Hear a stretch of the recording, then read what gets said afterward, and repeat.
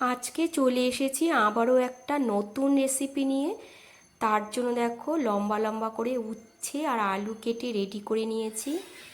এখন একটা বাটির মধ্যে নিয়ে নিচ্ছি 1 চামচ কালো সর্ষে, 4টে কাঁচা লঙ্কা, একটু জল দিয়ে কিছুক্ষণ ভিজিয়ে রাখবো।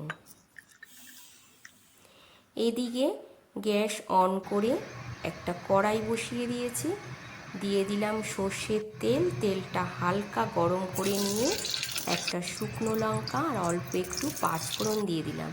ফোড়নটা একটু ভেজে নিয়ে তারপর এর মধ্যে দিয়ে দেব আলু আর উচ্ছে।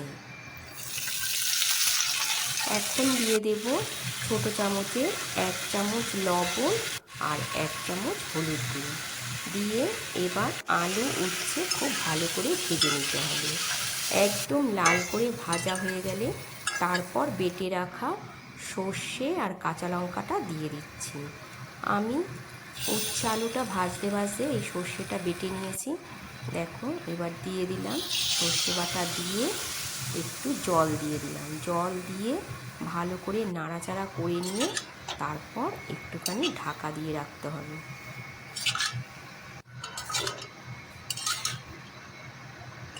এবার একটু ঢাকা দিয়ে রাখবো, একদম গ্যাসের ফ্লেমটা কমিয়ে ঢাকা দিয়ে রাখছি। দেখো এবার ঢাকাটা খুলে নিলাম, সামান্য একটু জল বেরিয়েছে।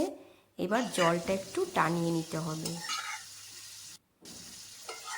এইভাবে জলটা একটু টানিয়ে নিয়ে তারপর ওপর থেকে দিয়ে দিলাম 1 চামচের মতো সর্ষের তেল। তেলটা দিয়ে আবারও ভালো করে নাড়াচাড়া করে একটা প্লেটের মধ্যে নামিয়ে নেব। তোমরা চাইলে একটু মিষ্টিও দিতে পারো, আমার যেরকম ঝাল ঝালটাই ভালো লাগে তাই আমি এখানে আর মিষ্টিটা ব্যবহার করলাম না। এবার প্লেটের মধ্যে নামিয়ে নিয়েছি। দেখো একদম রেডি হয়ে গেল আজকের নতুন রেসিপি উচ্ছে আলুর ঝাল। কেমন লাগলো এই রেসিপিটা বন্ধুরা অবশ্যই কিন্তু জানিও। আর তোমাদের যদি ভালো লেগে থাকে তবে একটা লাইক কমেন্ট করে দিও। আবারও তোমাদের সাথে দেখা হবে অন্য একটা রান্নার ভিডিওতে।